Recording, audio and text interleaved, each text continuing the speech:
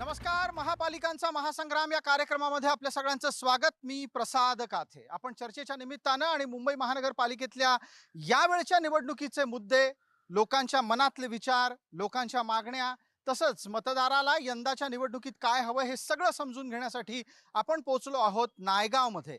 नायगाव हा मध्य मुंबईतला एक असा परिसर आहे ज्या परिसरामध्ये मराठी माणूस आहे आणि त्याचबरोबर आता हळूहळू का होईना पण इथे परप्रांतीय म्हणा किंवा अमराठी माणसांची सुद्धा संख्या लक्षणीय पद्धतीनं वाढतीये. हे सगळं का होतंय? हे सगळं होत असेल तर त्याचा परिणाम निवडणुकीवर, मतदानावर होणार आहे का? मुंबईचा महापौर कोण असेल? इथपासून या भागातले महत्वाचे स्थानिक प्रश्न काय आहेत? लोकांना स्थानिक प्रश्नाच्या बरोबरच अस्मितेचा मुद्दा कितपत महत्वाचा वाटतो आणि याच्याच जोडीला मतदान करताना ते नक्की विचार काय करतात? भ्रष्टाचार हा मुद्दा त्यांच्यासाठी महत्वाचा असतो का? या आणि अशा अनंत प्रश्नांसह मतदारांच्या बरोबरच त्यांचे इथे अनेक प्रतिनिधी आपल्या सोबत आहेत. त्या मतदारांच्या प्रतिनिधींशी सुद्धा चर्चा करत इथे असलेल्या पॅनलवरच्या मतदारांच्या कडून निवडून जाणाऱ्या अशा उमेदवारांच्या आणि राजकीय पक्षांच्या प्रतिनिधींशीही आपण बोलणार आहोत. चर्चेच्या निमित्तानं पहिला मुद्दा जो या परिसरात खास करून येतो तो म्हणजे मनसे आणि त्याचबरोबर इथे असलेल्या ठाकरे गटाच्या युतीच्या संदर्भातला. आपण पाहिलंय की हा प्रभाग ज्या वेळेला राज ठाकरेंनी वेगळी भूमिका मांडली तेव्हा समर्थपणे त्यांच्या मागे गेला. आत्ताच्या घडीला मात्र सर्वात जास्त कुरबुरी मनसेला मिळालेल्या संधीबाबत आहेत. मनसेला इथे जास्त जागा मिळायला हव्या होत्या अशी तक्रार पक्षातून आली. लोक नाराज होऊन बाहेर पडली. तुम्ही एवढ्या कमी मध्ये कसे सेटल झालात? कमीमध्ये नाही झालेलो आहे. हे दोन्ही भावांचं बंधन आहे. आम्ही सर्व महाराष्ट्र सैनिक शिवसैनिकांनी विचार केलेला. जसं उद्धवजी आणि राजसाहेब म्हणतील त्याचप्रमाणे आपण ज्या ज्या जिथे उमेदवारी भेटेल त्यांनी स्वीकार करायची आणि प्रत्येकाने एकमेकाला सहकार्य करून ह्या आपल्या पवार आणि ठाकरे युतीच्या सीट निवडून आणायच्या. याच्यावर आमचं दुमत नाहीत. आम्ही सगळे एकत्र आहोत आणि आम्हाला ज्या सीट दिल्यात त्याच्यामध्ये आम्ही समाधानी आहोत. तुम्हाला मिळालाय त्याच्यात तुम्ही समाधानी आहात? पक्षामध्ये कुरबुरी होत आहेत. पटकन आपण या निमित्तानं शिवसेना आणि भारतीय जनता पार्टीच्या संयुक्त प्रतिनिधीच्याकडून यातलं मत मागूया. ज्या पद्धतीनं सीट शेअरिंग झालेलं आहे उद्धव गट आणि मनसेमध्ये, त्याची कुरबुर ही तुमच्यासाठी फायद्याची असेल का?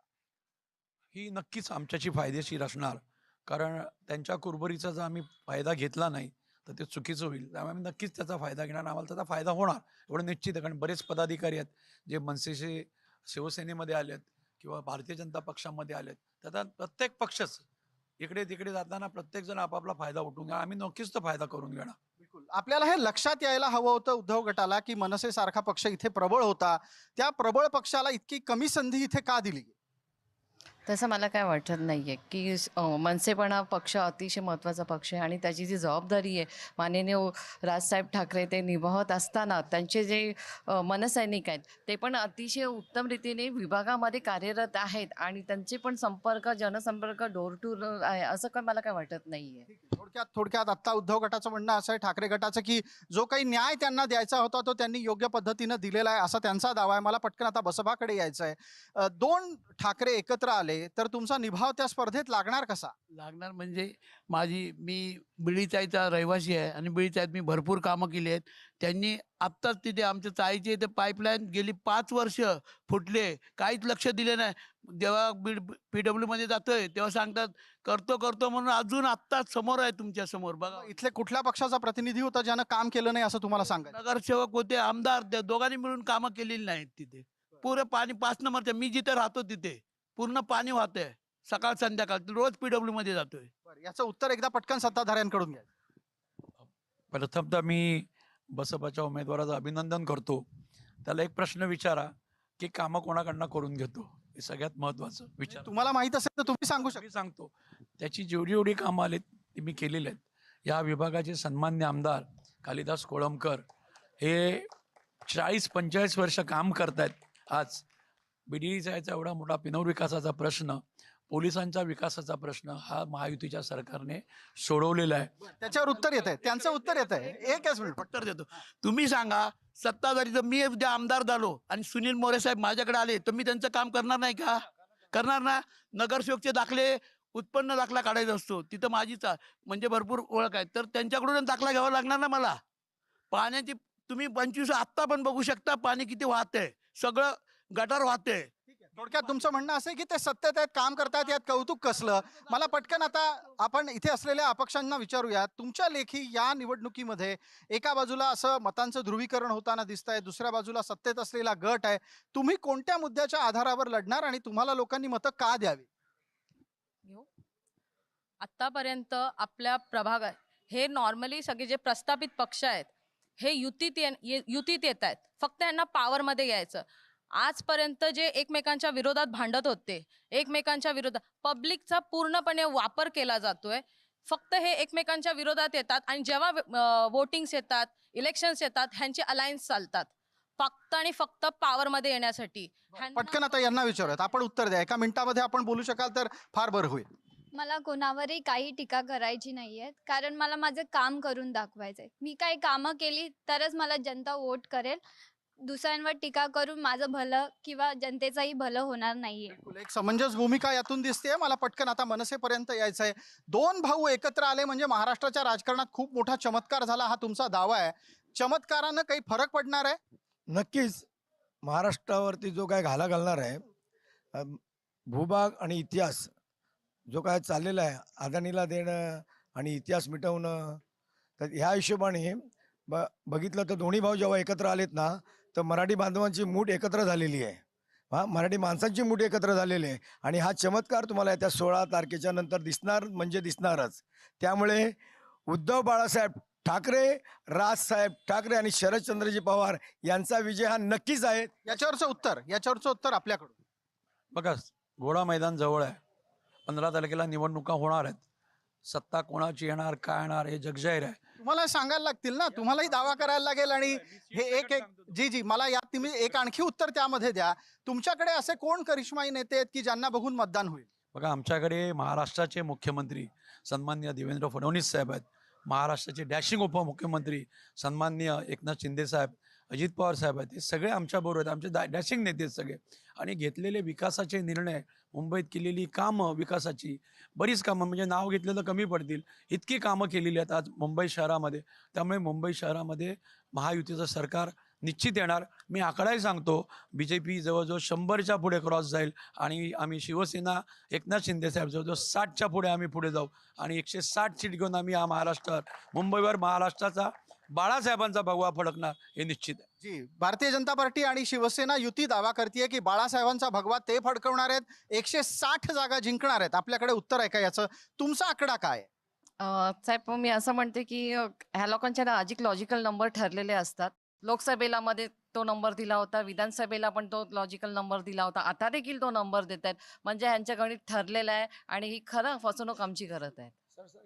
याच्यावरचं उत्तर. जी, हा हा. सुनील मोरे साहेब जर म्हणतात 160 नगरसेवक आमचे निवडून येतील, मग माझं म्हणणे आहे, मग तुम्ही ठामपणे का नाही बोलू शकत या मुंबईचा महापौर मराठीच होणार म्हणून?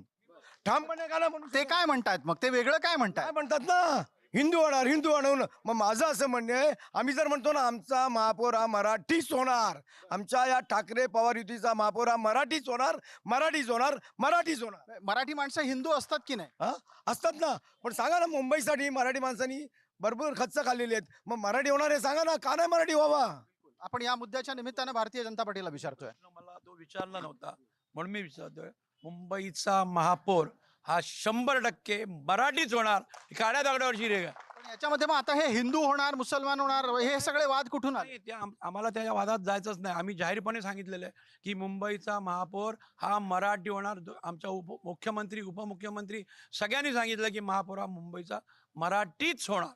मग याच्यावर एकदा पटकन आपण इथे असलेले अपक्ष आणि बसपाकडूनही जाणून घेऊ. मुंबईचा महापौर मराठी होणार, हिंदू होणार, या वादात कोण मुद्दामून जनतेला खेचतंय? खेचतंय बघा, हे दोन्ही पार्ट्या आहेत, ह्या सगळ्या एकच आहेत. काय त्या वेगळ्या नाहीत. कुठं इथं युती आहे, तिकडे युती आहे, सगळ्या एकच आहेत. पण आम्ही पण मराठीच महापौर करणार, आमची आले तर. पण मग तुम्ही असंही म्हणू शकता ना की मुंबईचा महापौर जयभीमवाला होणार म्हणून. हा, जयभीमाला पण होऊ शकतो, व्हायला काय. आपल्याला काय वाटतं, अपक्ष तुम्ही निवडून आल्याच्या नंतर महापौर पदाच्या निवडणुकीमध्ये थोडं जरी इकडे तिकडे झालं परिस्थिती, तर तुमचं फार महत्व असेल. त्यावेळेला तुम्ही महापौर कोण म्हणून पाहाल? तुमच्यासाठी महिला महापौर हवी आहे, तुम्हाला मराठी महापौर हवा आहे, तुम्हाला मुसलमान महापौर हवा आहे, तुम्हाला हिंदू महापौर हवा आहे, तुम्हाला जयभीम महापौर हवा आहे, हवंय कोण? अपक्षांची भूमिका काय? एक युवा नेतृत्व म्हणून आम्ही कधी, जसं कॉलेजमध्येही कधी जातीभेद केला नाही. मुस्लिम असो, हिंदू असो, आम्ही सर्वांसोबत एकत्र राहिलेलो आहे. महापौर हा असा व्यक्ती झाला पाहिजे जो तुमच्या राज्याचा चांगला कारभार, महानगरपालिकेचा कारभार चांगला मांडू शकतो. अशा नेतृत्वाने आलं पाहिजे. मग भले तो मराठी असो, हिंदू असो, मुस्लिम असो, नेतृत्व चांगलं राहिलं पाहिजे. नेतृत्व चांगलं पाहिजे. आपलं काही म्हणणं आहे? मला वाटतं ही त्यांची भूमिका आहे. मुंबईसारख्या शहरात सगळ्याच जातीचे लोक राहतात, तर सगळ्यांना एकत्र घेऊन चालणारी विचाराची मी आहे. त्यामुळे ठीक आहे, या चर्चेला पुढे नेऊयात आणि आता इथे आपल्या सोबत असलेल्या विविध मतदारांच्या प्रतिनिधींपर्यंत आपण पोहोचणार आहोत. त्यांच्यापर्यंत हा सगळा मुद्दा घेऊन जाणार आहोत आणि मी विचारणार आहे इथे असलेल्यांना की इथे मुंबईचा महापौर हिंदू असावा, मराठी असावा, नसावा, कोण असावा, याच्या संदर्भातले वाद हे योग्य आहेत का? तुमचं मत काय आहे? मुंबईचा महापौर नक्की मराठीच हवा. काय गरज आहे? नसेल मराठी तर काय होईल? माझं म्हणणं तर असं की आम्ही महाराष्ट्रीयन आहेत, याचा अर्थ की आपण म्हणजे एकमेव मराठीच हवा. मराठीच हवा आग्रह केला जातोय. पटकन पुढे जाऊयात. आपलं उत्तर मराठीच असला पाहिजे. तर मग तो कोण असला पाहिजे? तो कोकणी पाहिजे, घाटी पाहिजे, असे वाद घालायची गरज आहे का फक्त मराठी असला म्हणजे पुरे झाला? नाही तो आता तो मुंबईचा महापौर जो होणार ना, तो सर्व गुणांनी संपन्न असला पाहिजे आणि मराठीत असला पाहिजे. आपल्याला कुठले गुण हवे आहेत मुंबईच्या महापौरामध्ये? महापौर हा विकास पुरुष पाहिजे. त्यांनी जास्तीत जास्त जनतेची सेवा केली पाहिजे. जेवढ्या आता वॉर्डमध्ये आता तो ज्याची सत्ता येईल तो मराठीत असला पाहिजे. आणि मी स्वतः BJPचा मंडल उपाध्यक्ष आहे आणि आम्हाला वाटते मराठीत असला पाहिजे. तुम्हालाही वाटतंय मराठीच असला पाहिजे? इथे भारतीय जनता पार्टीचे समर्थक आहेत, मतदार प्रतिनिधी म्हणूनही ते आहेत, आणखी काही जण आहेत, त्यांना विचारूयात. आपण मला वाटतं मनसेच्या समर्थनात आहात. राज ठाकरे वारंवार सांगतात, मराठीची भूमिका मांडतात, मराठी महापौर झाला पाहिजे, हे तेही बोलतायत. मग वेगळं काय आहे? भाजपवालेही ते बोलतात, तुम्ही तेच बोलता. सर, मला सांगायचं असं तात्पर्य आहे, मुंबई ही मराठी माणसाची आहे आणि जेव्हा मुंबईवरती जेव्हा वाईट नजर पडलेली तेव्हा हे ठाकरेच आलेले आहेत पुढे. त्यामुळे आम्हाला इतर पक्षांनी सांगू नये की की आमचा हिंदू होईल, आमचा ठाकरेंचाच मराठी महापौर होणार.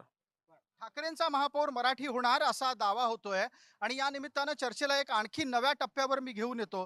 आपल्याला विचारू इच्छितो की तुम्ही आता पाहताय दोन भाऊ एकत्र आले, ते दावा करतात मराठी महापौर होणार, पण त्याचबरोबर ते उर्दूतून पण प्रचार करतायत. गरज आहे त्याची? मला असं वाटतं आपण कुठल्याही आता भाषिक वादात जाण्यापेक्षा ज्या ठिकाणी उर्दू मतदार असतील तर त्यांच्याशी त्यांच्या भाषेत संपर्क साधणं गरजेचं आहे. परंतु म्हणून आपला मराठी बाणा त्यांनी बाजूला नाही ठेवलाय. मला असं वाटतं 107 हुतात्म्यांनी जी मुंबई मिळवली आहे त्याचा जर कोण मान ठेवत असेल तर ते ठाकरे बंधूच ठेवत असतील. अच्छा, हा एक मुद्दा नवीन आलेला आहे. 107 हुतात्म्यांनी मुंबई मिळवली आणि त्याचबरोबर जर समजा एखादा माणूस मुसलमान असेल, त्याला उर्दूतून त्याच्याशी बोलायचं असेल, त्याला जर समजत असेल तर त्याच्याशी त्या भाषेत बोलायला हरकत काय? हा दावा ठाकरेंचे समर्थक करतात. बरोबर आहे. पटतोय का तुम्हाला? उर्दूतून प्रचार चालणार आहे मुंबईत? त्यांना चालत असेल तर त्यांना करू दे, आम्ही मराठीनंच करणार. अच्छा, हे म्हणतायत की आम्ही मुंबईतला प्रचार हा मुंबईतला मराठीतूनच करणार आहोत. मग एक आणखी मुद्दा मला या निमित्तानं घ्यायचा आहे आणि पटकन त्या निमित्तानं विचारतो. इथे असलेल्यापैकी जे जे बोलतायत त्यांनी पटकन एकदा हात वर करावा. मला आपल्यापर्यंत यायचं आहे. मला सांगा, मुंबईतला प्रचार मराठीतच झाला पाहिजे हा सुद्धा एक आग्रही मुद्दा इथे मांडला गेला. इतर भाषिकांनी काय करायचं? मग त्यांना समजणार कसं की तुम्ही काय म्हणताय, तुम्ही मतं कोणत्या आधारावर मागताय?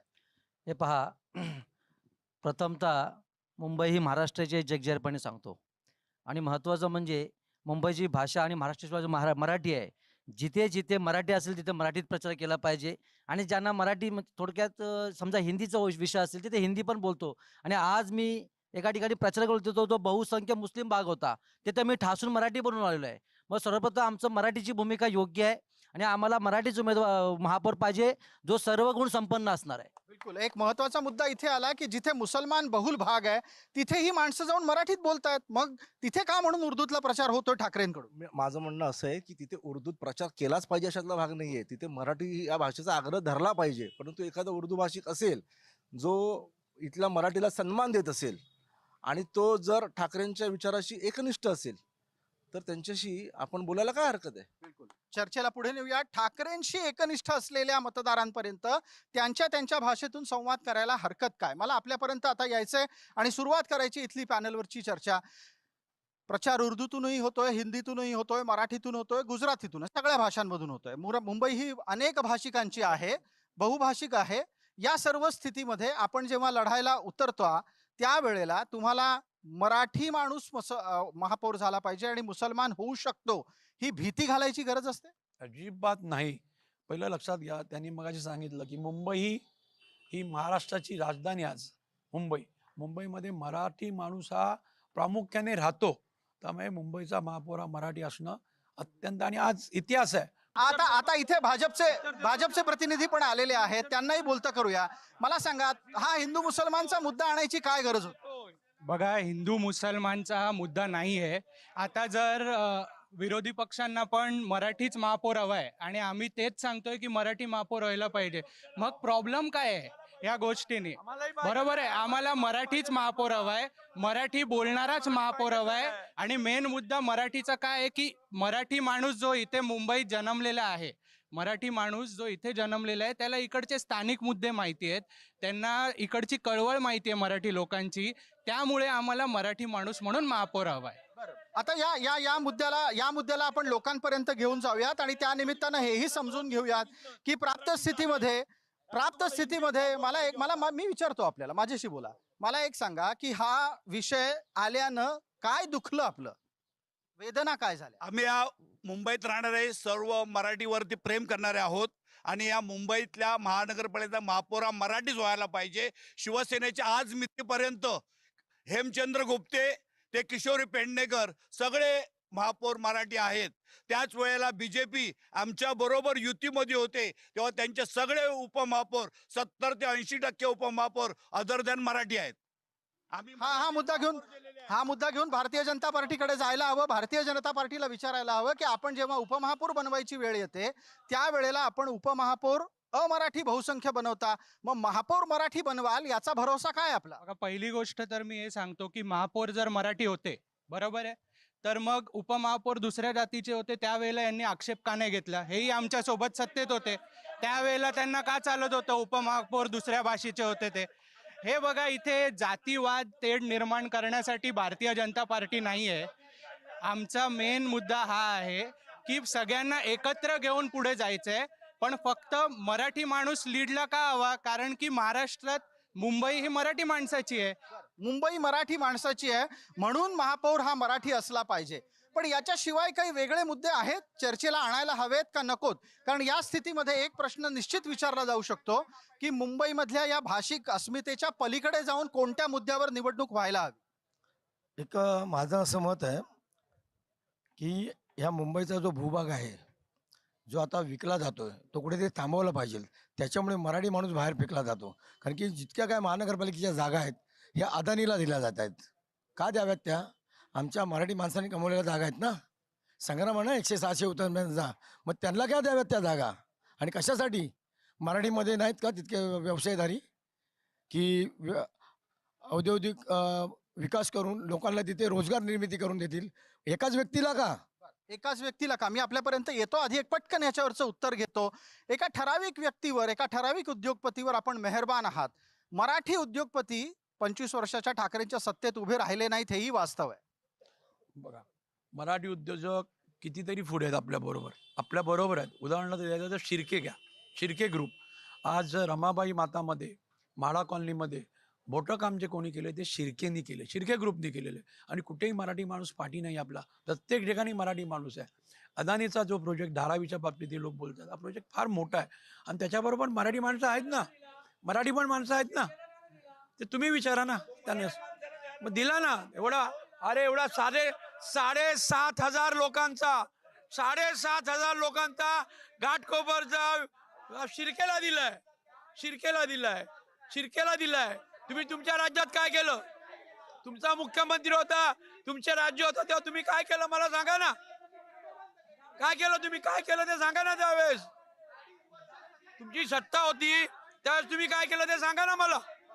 या मुद्द्यावर चर्चेला पुढे नेतो आणि त्याचबरोबर इथे सुरू असलेल्या शब्दबाणांपर्यंत पण आपल्याला घेऊन येतो. इथे मोठ्या प्रमाणामध्ये शाब्दिक वाद सुरू आहेत.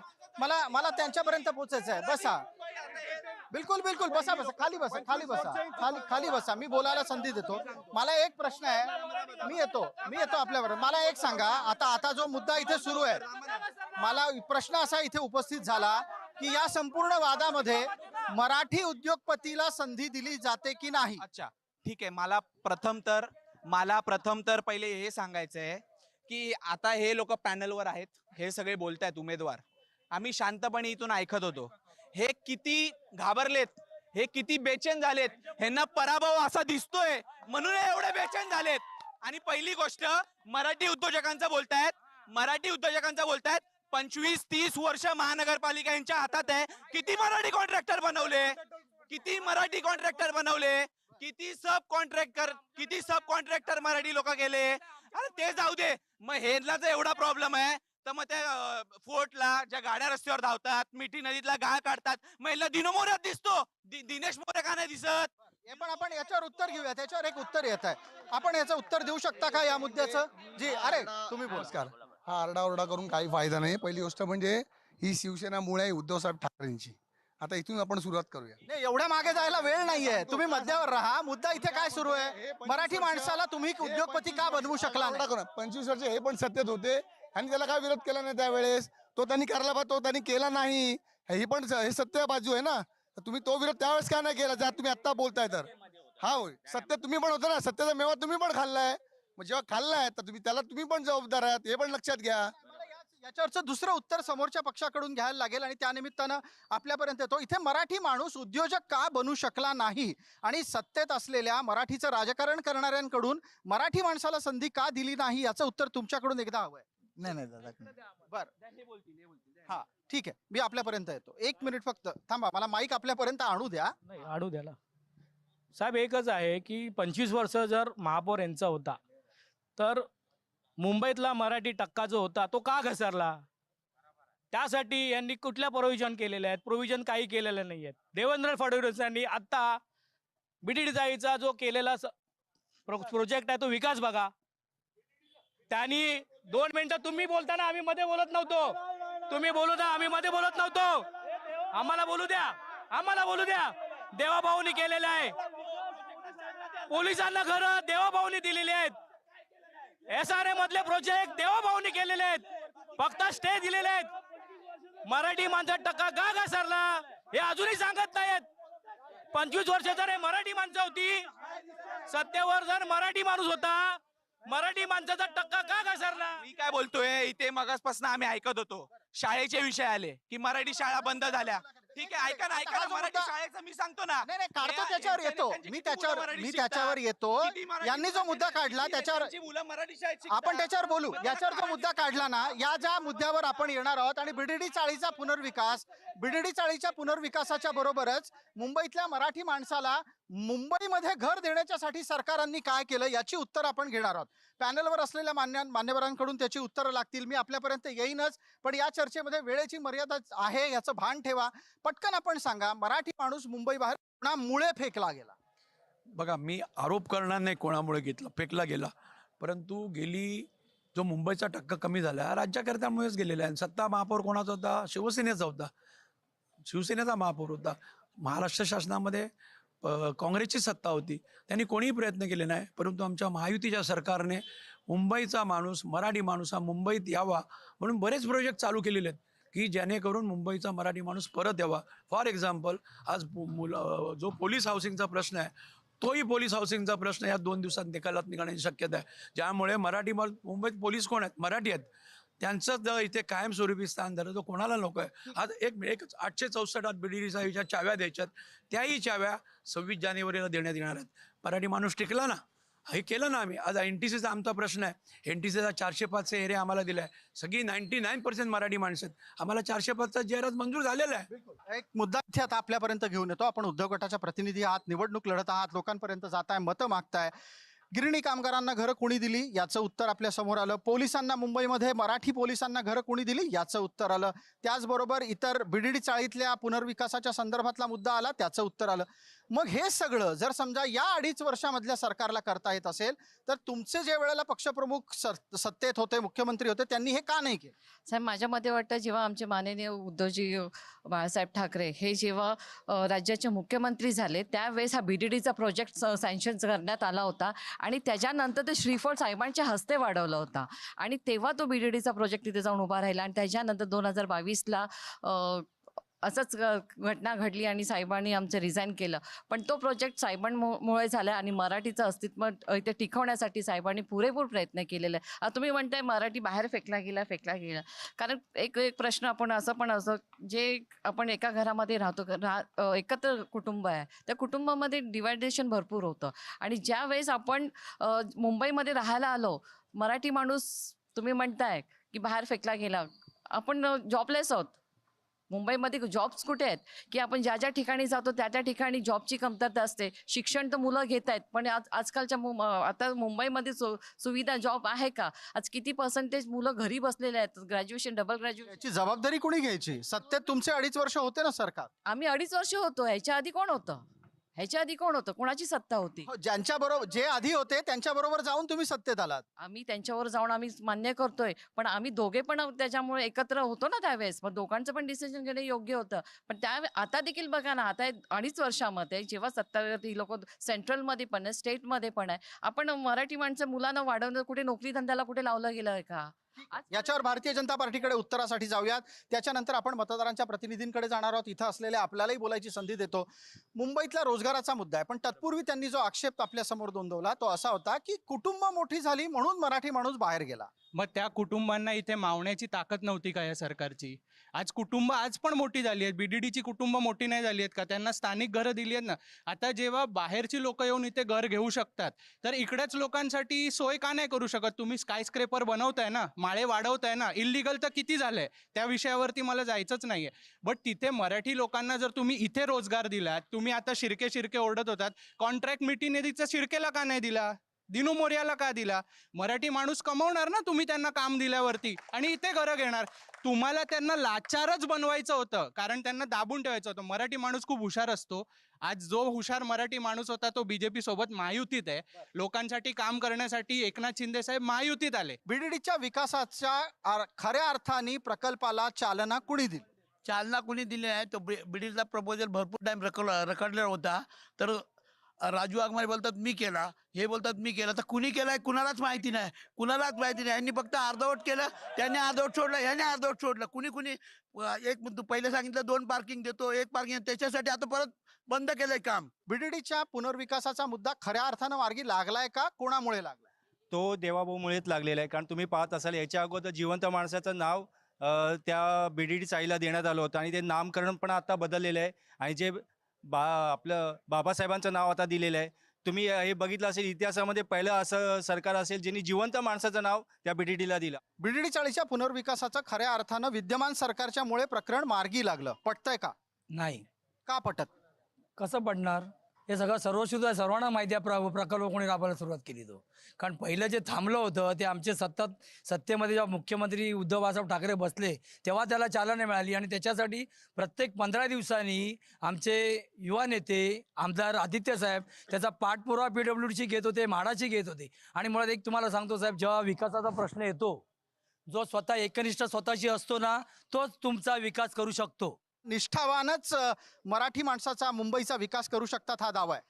ॲक्च्युली कसं आहे, हा निष्ठावंत जो शब्द आहे, या निष्ठावंत शब्दामुळेच इकडच्या किती लोकांची गोची झाली आहे हे आम्हाला आता उघडपणे सांगण्याची गरज नाही. मुद्द्याला येऊया. त्यांनी असं सांगितलं की बीडीडीचा मुद्दा हा खऱ्या अर्थानं त्यांच्याच कार्यकाळात मार्गी लागला होता. तुम्ही फक्त तो पुढे नेला आणि श्रेय घेताय. ह्याचं एकदम पॉइंट सकट स्पष्टीकरण आमच्या देवाभाऊंनी दिलेलंच आहे.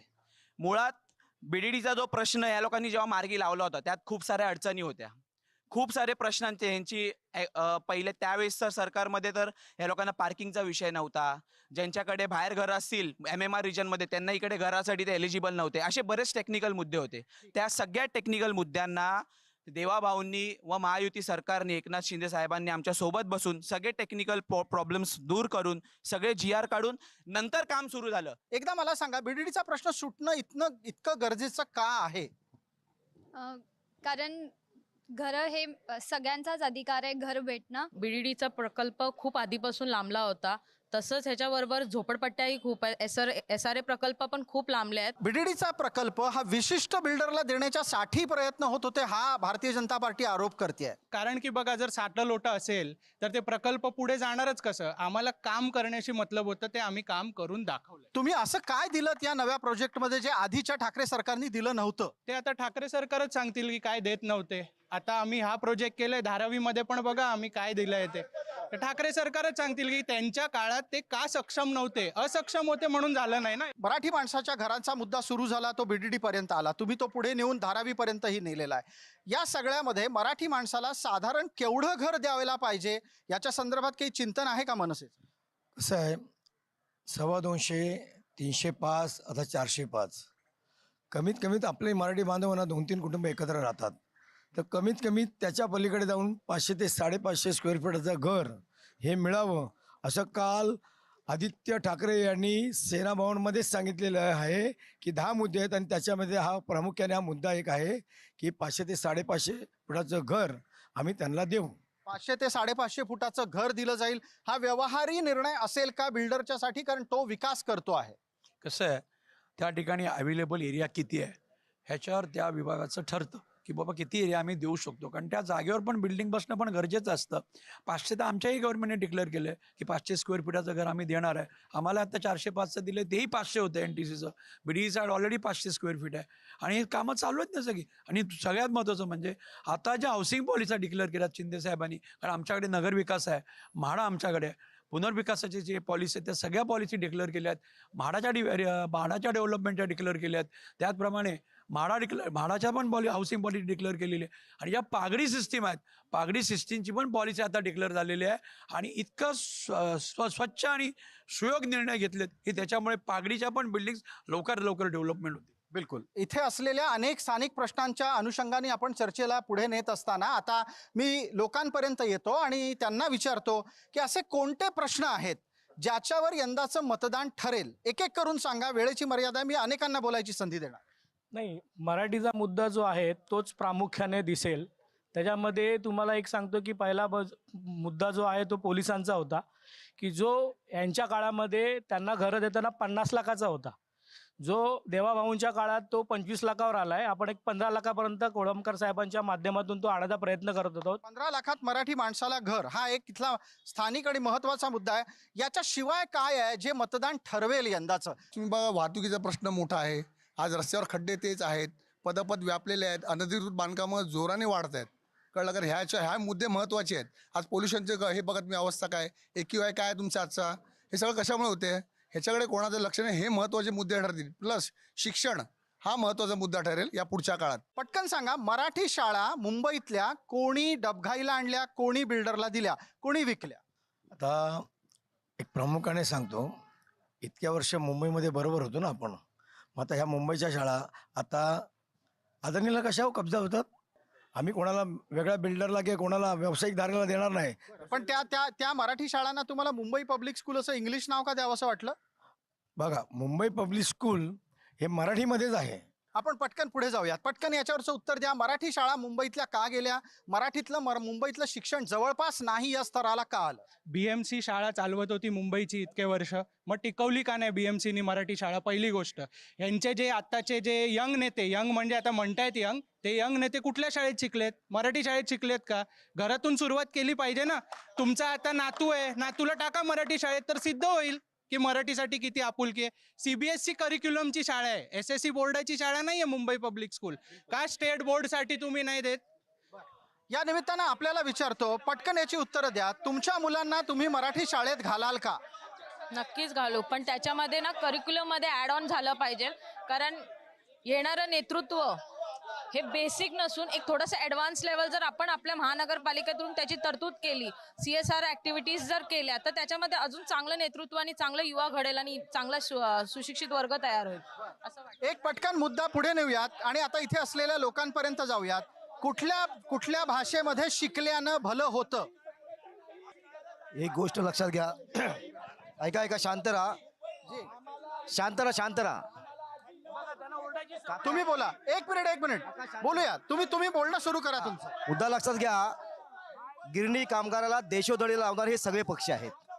आज ज्या मराठी शाळा ज्या बंद होत आहेत ना, त्या मराठी शाळांच्या उद्या जागा अदानी अंबानीकडे देणारे लोक, म्हणजे मराठी माणूस पुन्हा इथे जो राहिलेला आहे तो सुद्धा नेस्तनाबूत करणारे आहे. तुम्हाला माहिती आहे मुंबई महानगरपालिकेची जी निवडणूक चालू आहे ना, BSP बहुजन समाज पार्टी स्वतंत्र लढून जास्तीत जास्त निवडणुकीसाठी उमेदवार हे महत्वाचं आहे.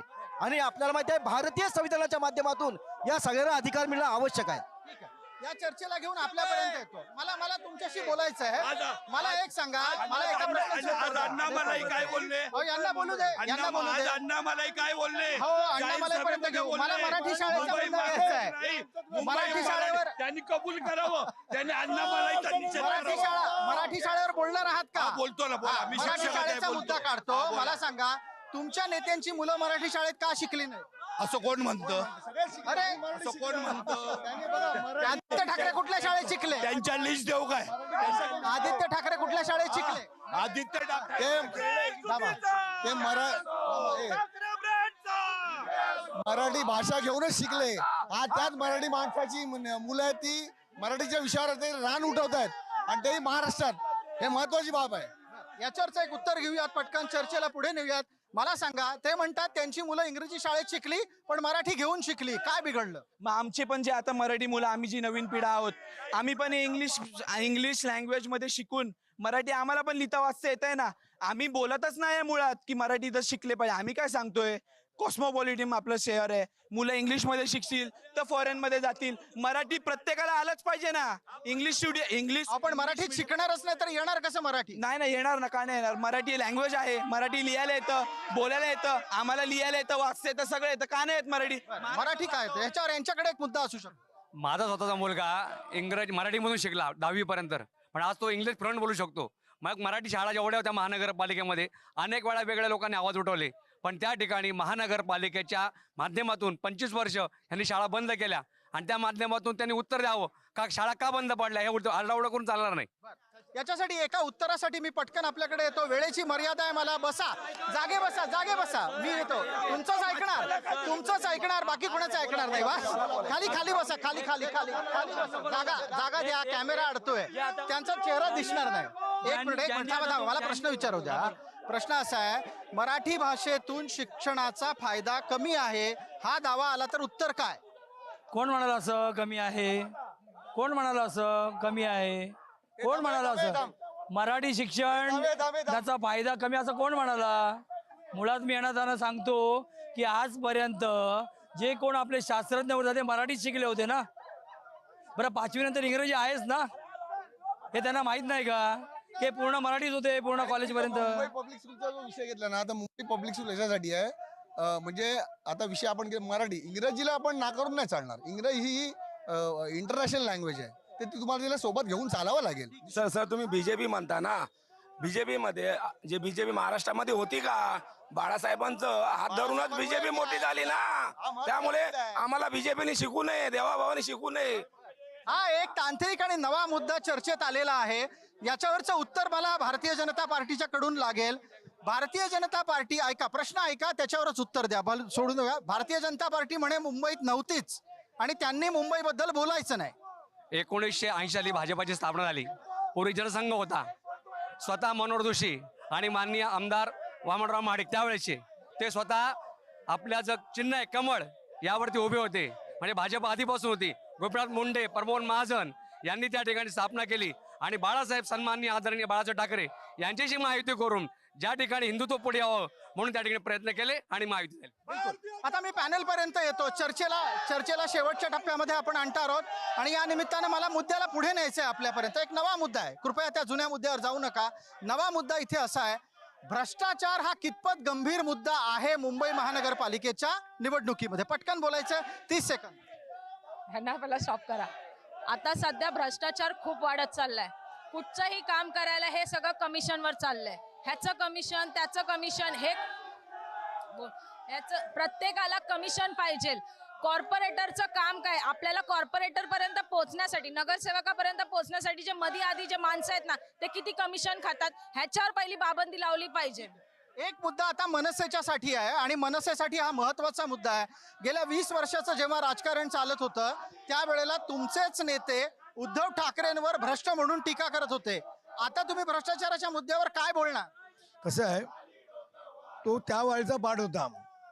एक वेळ ना बीजेपीचे पण नेते ना राष्ट्रवादीच्या नेत्यावरती भ्रष्ट म्हणून बोलवते, पण आज त्यांनाच आपल्या बीजेपी मध्ये अलायन्स मध्ये घेतलेलं आहे. त्याचं काय? त्याचं काय? अगदी मुद्द्याला येऊयात.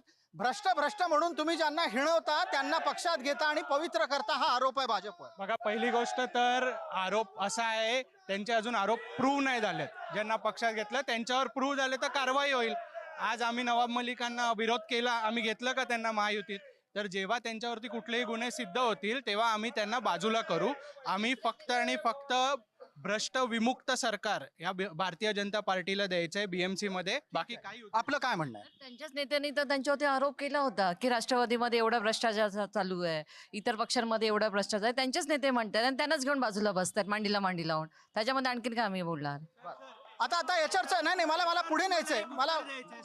याच्यावर मला मांडीला मांडी उत्तर द्यायचंय. यूज अँड थ्रो पॉलिसी कोणाची आहे सगळ्यांना माहिती आहे. काँग्रेस बरोबर होते मांडीला मांडी लावून, ते चाललेलं त्यांना. आता त्यांची गरज नाहीये, तर आता हिंदुत्व सोडलं, आता राज ठाकरेंची गरज आहे. या इलेक्शन नंतर कदाचित राज ठाकरे नाही बोलतील आता घरी बसा, कारण सीट पण तेवढेच दिलेत त्यांना. गलती ठीक आहे, मला पटकन सांगा, जेव्हा जेव्हा तुमच्या नेत्याच्या बद्दल बोललं जातं 50 खोकीची घोषणा काय येते? अच्छा, आता म्हणजे तेच मी उत्तर मागणं होतं तुमच्याकडे. सगळ्यात लक्षात ठेवा की 50 खोके कोणी घेतलेत, काय आहेत, हे जर घेतले नसते किंवा घेतले आहेत यांना माहिती आहे का मुळात? आणि जर एवढं यांच्याकडे विषयच नाही आहे. 50 खोके एकमेव विषय आहे, 50 खोके. बाकी कुठच्या भाषणात ना विकासाचे मुद्दे असतात ना कसले मुद्दे असतात, हा एकच विषय असतो. आज महाराष्ट्रामध्ये 235 आमदार आमचे निवडून आलेत.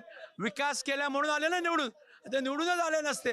हे विकासाला मत आहे, हे विकासाला मत आहे, लक्षात घ्या. या चर्चेला आता आपण समारोपाकडे नेतोय आणि या निमित्तानं एका गोष्टीच्या बाबतीत आपण विविध पद्धतीनं नेत्यांकडून, इथे असलेल्या मतदारांच्या प्रतिनिधींकडून जाणून घेतलं की यंदा ते मतदान कोणत्या मुद्द्यावर करणार आहेत.